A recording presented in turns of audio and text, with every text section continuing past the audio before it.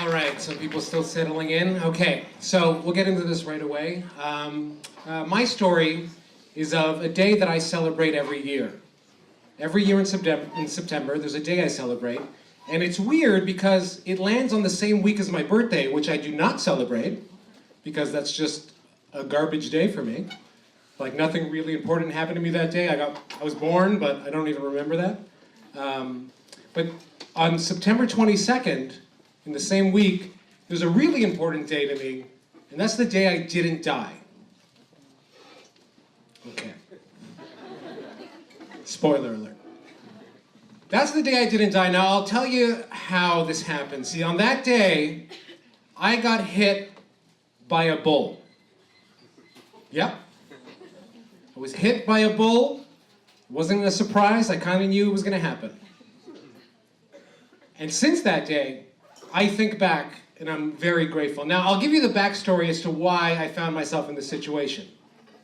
See, when you're growing up, depending on what your environment is, things can just start to feel normal, right? You're just like, oh, this is normal. This is just normal. But you don't realize that, like, the outside world looking in would think, holy shit, what is happening?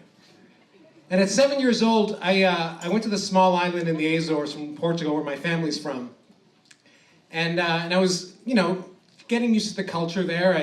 I'd never been there before. And then on the third day, my family took me to something called a tourada corta, which means bullfight on a rope.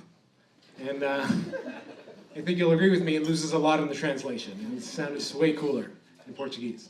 So at 7 years old, I was taken to this event where on the road, on the street, on our village street, they would run one bull at a time, 4 bulls total, up and down the street, while the brave men would try to, like, tussle with the bull, and then children like me got to have, like, ice cream and chips and stuff. It was just like a normal. We would just sit up on a wall and just, like, guys would sell chips and ice cream, and I'm like, I guess this is what baseball games are like for my white friends. So this was just a normal thing for me. I accepted it. Looking back now, I love animals, and I don't agree with this at all, but this was normal for me. You would just go and you'd run with the bulls, or people would run with the bulls and we'd watch, and this was entertainment. And then eventually, when you get old enough on this island, there's like a rite of passage to becoming a grown-up, and that is that you go from sitting up on the wall to running with the bulls, which is a very dumb thing to do, and no one should ever do that. So I was 13 the first time I got down off the wall, and I started running with the bulls, and I was really proud of myself. I would stay far away. I kind of started picking up little tricks. I was like, if I stay far away, I'm never really in any danger, and this is fun. But as every year I would go back, I would become a little braver. I would, do something a little bit more stupid. I would get a little closer this year. Until I got to the point when I was like 17 or 18, and I started doing this thing called passo tour. And that means to make a pass at the bull. So what you do is, when the bull's just standing in the courtyard, you just kind of run by him real close, and then maybe touch him on the bum while screaming, and then you run away. And you have to kind of know where you're going when you go in. Like, maybe you getting close, touch his horn, and then you run away. And that's a successful move. And I started doing this because I also started drinking that year. And it was the year that so brave. But I never got hit. I was really good. I was real smart. I always had an exit strategy. This was just a normal, fun thing in my life. And then in 2003, after 10 years of running with bulls, I caught wind that they were doing a festival here in Ontario, like up in Dundalk near Newmarket, where they would do this exact same festival where you could run with bulls. So I went to it for some reason, and I get up there, and I'm looking around. It's very different. It's not like out on the street or anything, and the whole community. We're out in this field, and they kind of just fence off this huge rectangle. And then if you want to go in, you go in, and then there's some haystacks that you can try to jump on to get away from the bull, but then that's it. You're just in a cage with these bulls. And I immediately was like, I don't feel comfortable with this. And my girlfriend looked at me, she was like, are you going in? I'm like, yeah, I'll go in. Of course, you have to know how brave I am. So not feeling 100% confident in this, I still go in. And I get in there and I'm with my friend, And he's very new, so I'm trying to like keep him safe. I'm like, okay, we're gonna find a good haystack for us, and like be very careful.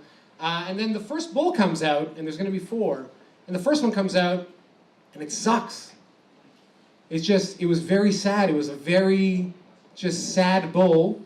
Just kind of didn't know what we were doing. It just came out like, what? What's happening? I'm supposed to chase you guys? This is new.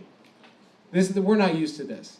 And they didn't look the same. The bulls back home, they live up in the mountains, like on these mountains, and they're like just full of muscle, and they're like these beautiful, beautiful creatures. And then these ones look like maybe some painted cows, Like, it wasn't very scary. So the first bull comes out, it just trots up and down and doesn't even look at anybody.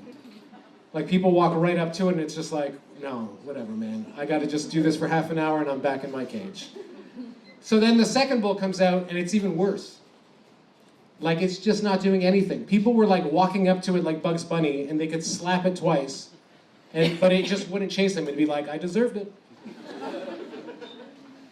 So by the time the third bull had come out, I'm starting to get really relaxed. I'm starting to let down my guard. This bull comes out, it's not doing anything. I'm on a haystack with my best friend, and the bull's right beside us on the ground, and my buddy's throwing hay up in the air, trying to taunt the bull to jump up. But the bull's just enjoying how the hay looks in the sun. Like the way the sun's hitting the dust, it was just this beautiful thing for the bull, because I saw a bull smile for the first time. So the bull's just loving it, and I'm like, okay, this is getting boring. So I hop down, because I'm like, oh, maybe I'll go do one of those passes at the bull, and my girlfriend will see, and that'll be really cool. And I hop down, and I take a couple steps, and then I suddenly start to hear something I hadn't heard all day, but I recognized, and that was a bull running. And I slightly turn my head, and I realize he's running at me. Something happened. Maybe I stopped the hay show, but he's pissed, and he's coming right at me. And I know from all my years of running with bulls, there's a few things you don't do. 1, you never panic. 2, never run in a straight line. They will always catch you.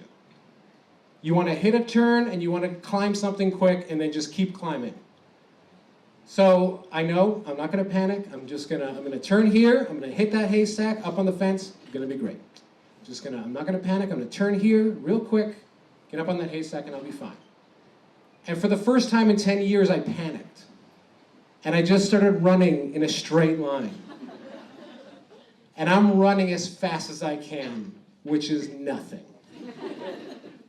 And I'm running, and I'm just pumping, and I'm trying to think of like my favorite like sprinter, but like Ben Johnson's coming up, and I'm like, oh, that's a disgrace.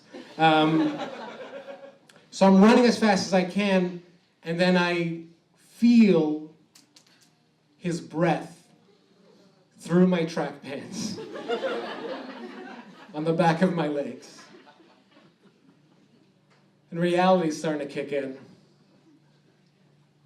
And then he hits me in the back of my legs, and I feel my legs go up, and I just think, fuck, fuck, fuck, fuck, fuck. And everything spins, and then all of a sudden everything pauses like in a movie. It actually did it for me. Everything paused, and I'm looking at grass right here, and I know that my feet are straight up in the air. I knew this when I paused time. And I said, okay, when I unpause, I'm gonna hit my head and either die or break my neck, is the thought I had when I was there. So immediately, I don't even want to press unpause. And I'm dealing with this, and I know my girlfriend's in the front row, and my parents were in Portugal. They didn't know I was here. They'll get back. I'll be dead. Who cares? And I just realized that moment. It's just for a split second, but it feels like an eternity. And then it unpauses, and then I hit, and everything's bang, bang, smash, smash. And then all of a sudden, I realize I'm standing up, and a bull's running away from me, and I'm nonchalantly walking away from it, hoping no one saw that I just got hit, because there was 400 people there. And I thought, maybe no one saw I got hit, and then I realized that's the first interesting thing that's happened all afternoon. Everybody saw that. So I jump up on a haystack and I'm trying to play it cool, and a guy comes up to me, he's like, "These your glasses?" I'm like, "Yeah, I probably lost those." And I put them on. And then when this bull's done, there's one more bull, but there's like 2 minutes you could leave the cage. And then they're like, "This bull's in." I'm like, "I'll probably leave after this one. I'm probably not staying for the fourth. I think I'm done right now." So I leave and I like start to walk out to the car, and I'm panicking. You know, I hadn't smoked in like weeks, and I was like, okay, I'm gonna go buy a pack of cigarettes, and I go over to the coffee truck and I start to buy a pack of cigarettes when this guy comes up to me and he's like, "You were the guy who got hit by that bull, right?" And he was looking at me pretending like he didn't know, but judging from my face, he did. And I was like, "Yeah." He's like, "Well, my wife took a photo of you. Do you want to see this?"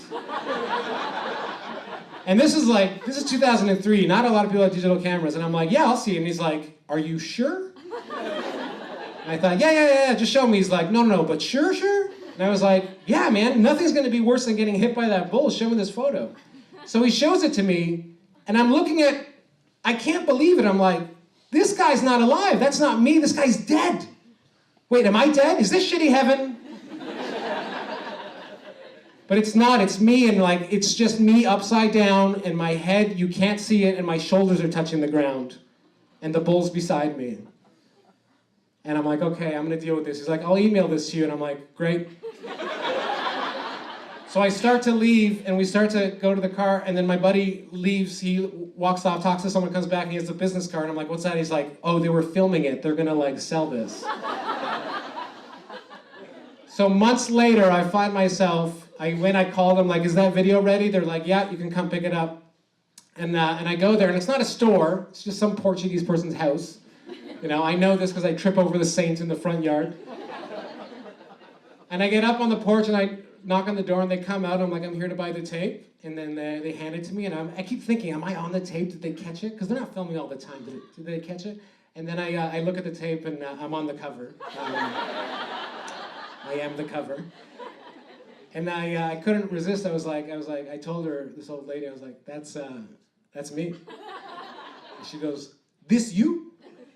I was like, "Yeah." She goes, "This must have been very embarrassing." Yes, it was. Thank you very much, everybody.